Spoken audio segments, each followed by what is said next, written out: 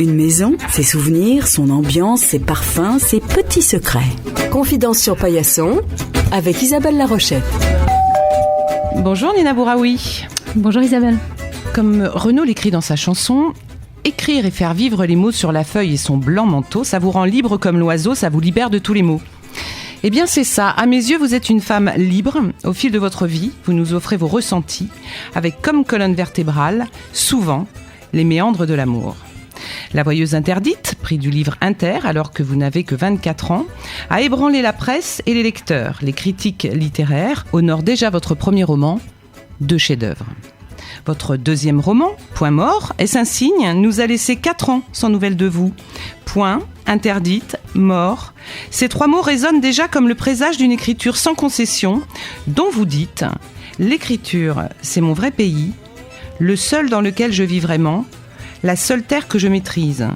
L'amour et l'écriture ont la même origine charnelle, ils viennent du même brasier. » Vous nous offrez ensuite 7 livres en moins de 10 ans, avec des titres parfois trompeurs comme La vie heureuse ou Poupée Bella.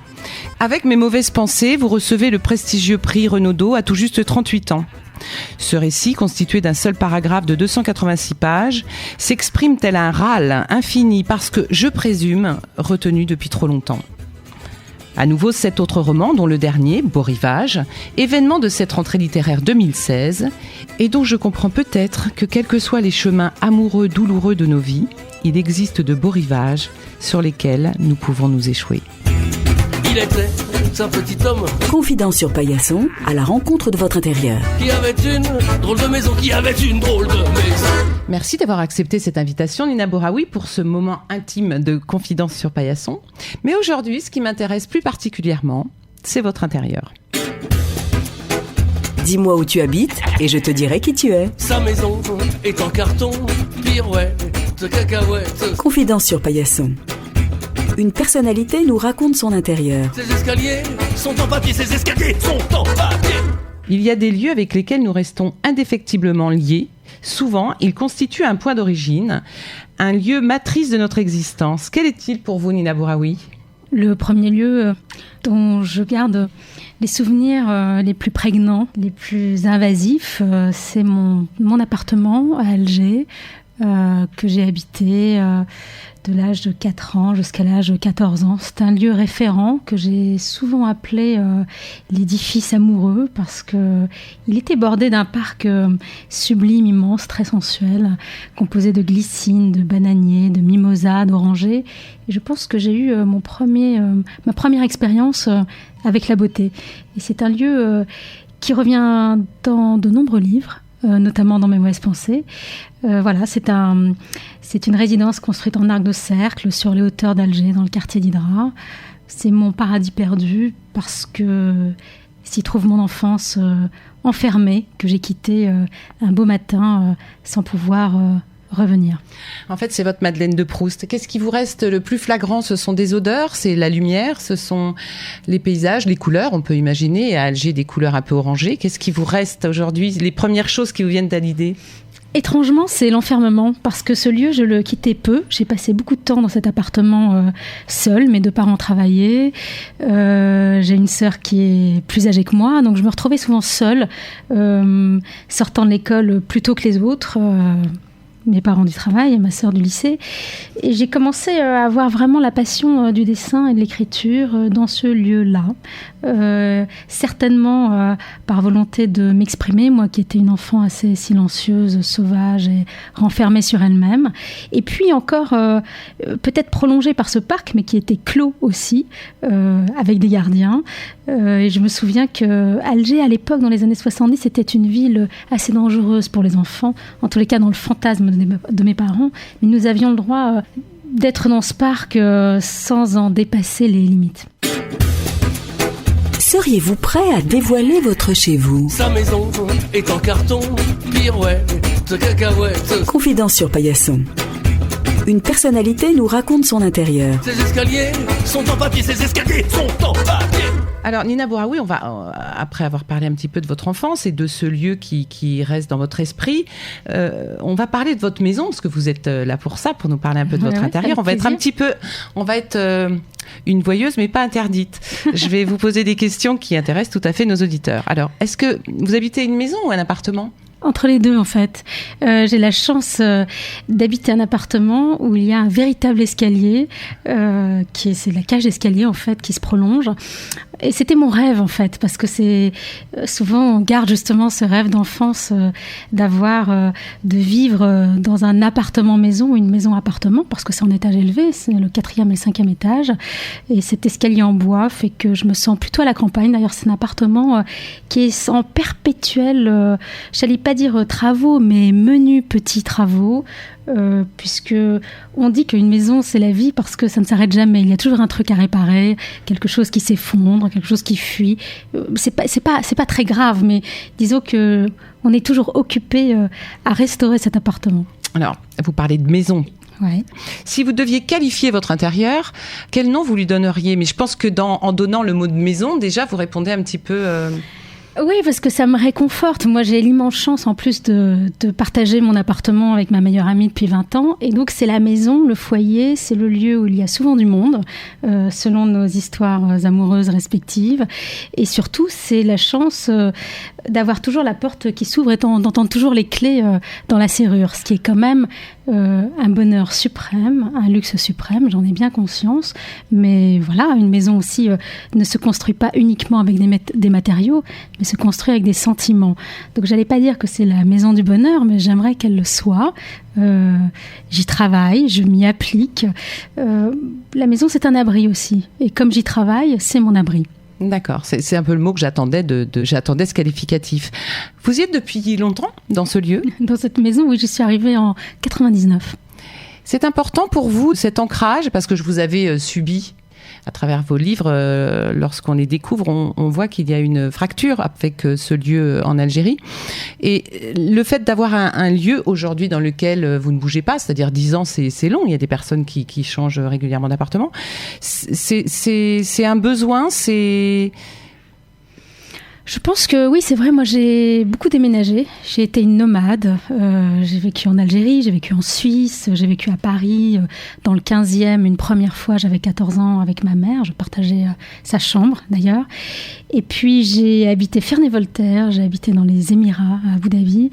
À Paris, j'ai beaucoup bougé aussi, beaucoup déménagé, et c'est vrai que depuis 99, est-ce que c'est une référence inconsciente, puisqu'enfant je regardais Cosmos 99, on savait très bien que on attendait la fin du monde, on se disait c'est ça, on vivra dans des navettes spatiales. Moi je ne vis pas dans un vaisseau spatial, mais ce lieu est en effet...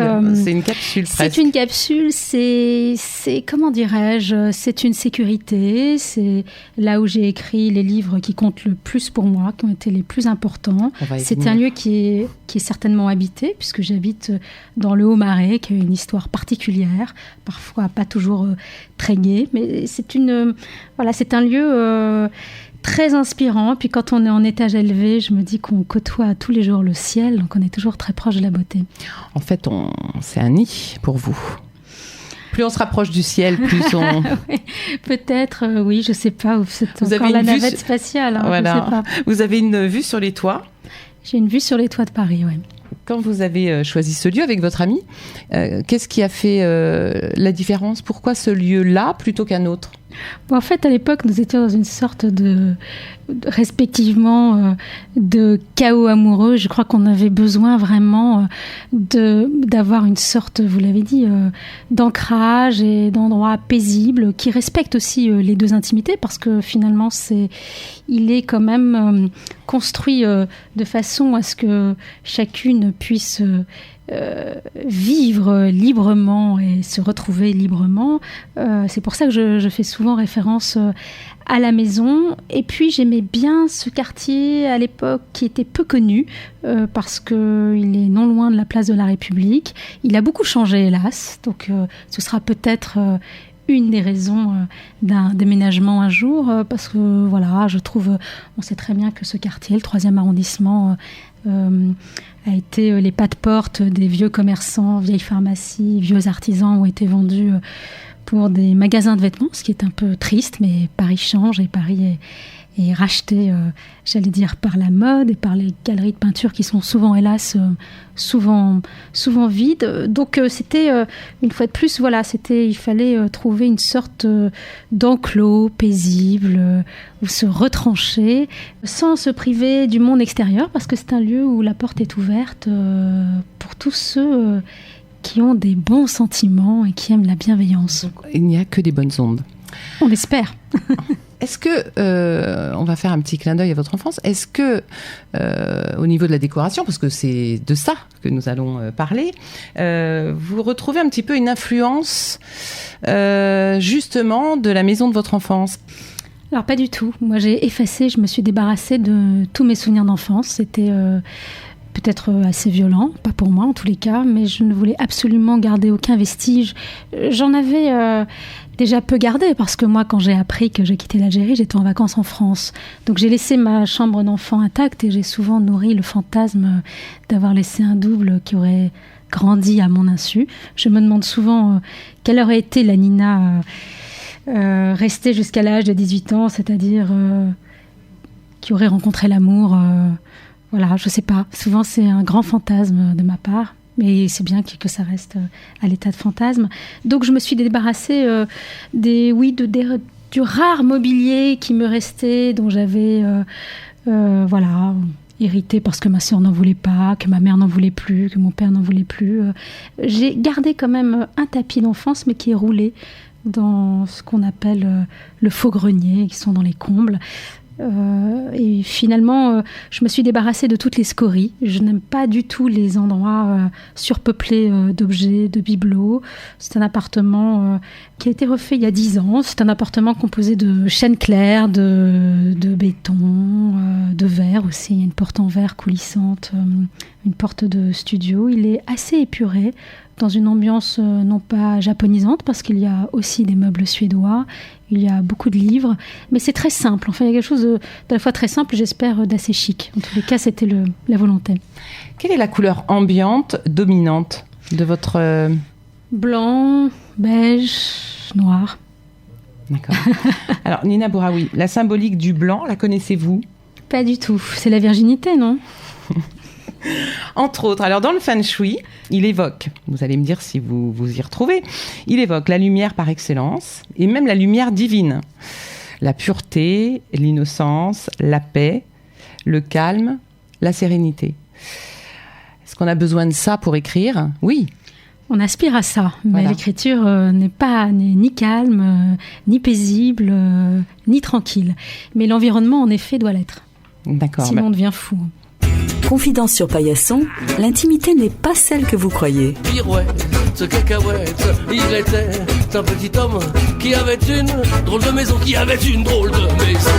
Quelle est pour vous la pièce la plus importante ? Alors, tous les auditeurs vont se poser la question, où écrivez-vous ? Ah, moi, j'ai pas de secret. En fait, à une époque, j'avais un bureau dans l'appartement dont je me suis débarrassée parce que je trouve, j'ai très peur de l'image fonctionnaire de l'écriture. Je trouve que même si l'écriture est un métier, être un écrivain est un métier sérieux, parce que c'est ma seule source économique. Et c'est aussi, ça me prend beaucoup de temps. Et ça a pris quand même une bonne partie de ma vie, puisque j'ai publié à l'âge de 24 ans et que j'en ai 49 aujourd'hui.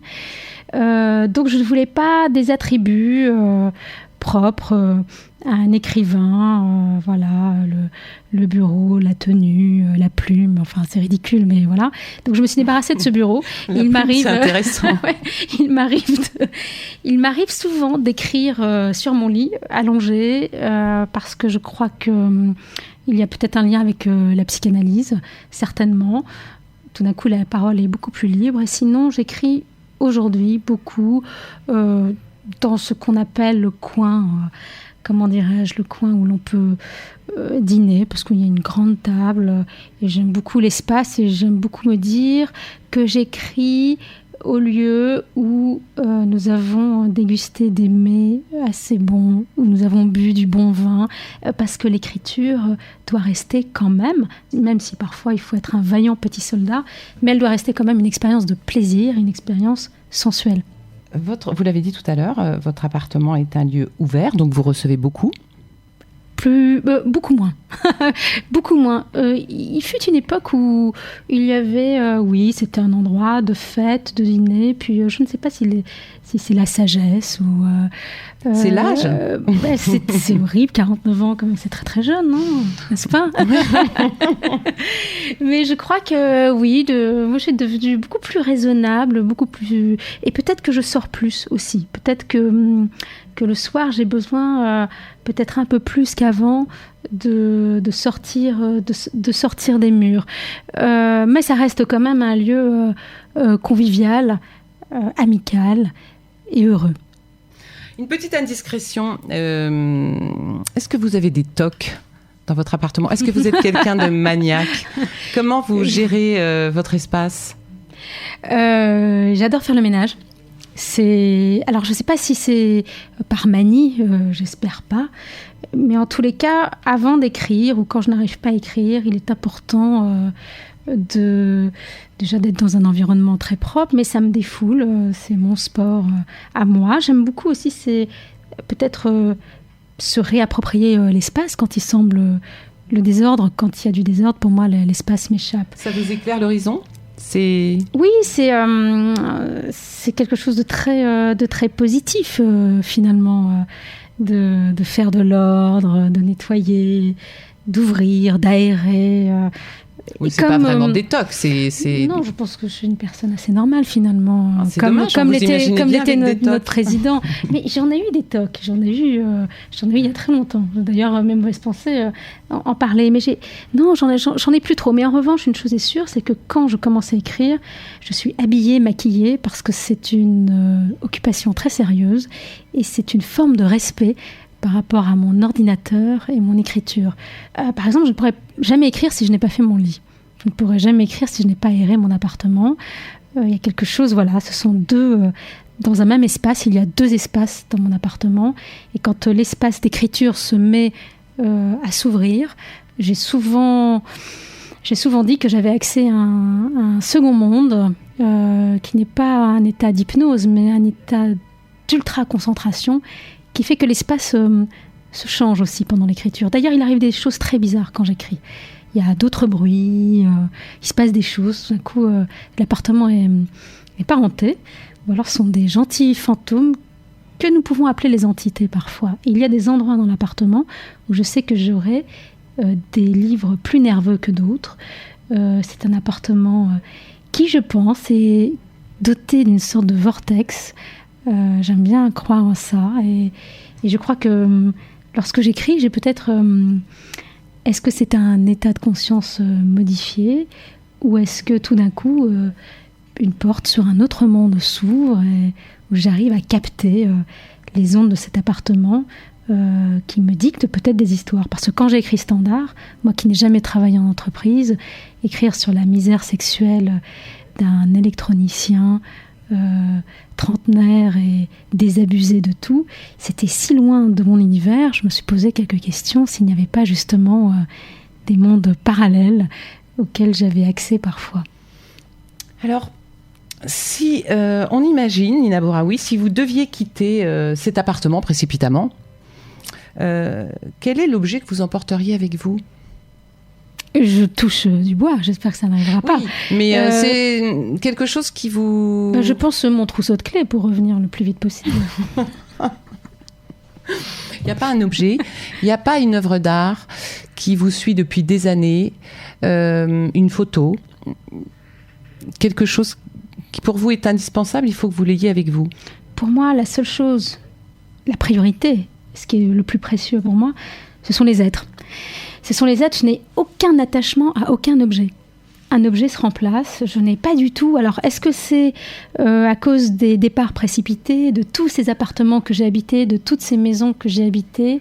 Je ne suis pas du tout matérialiste.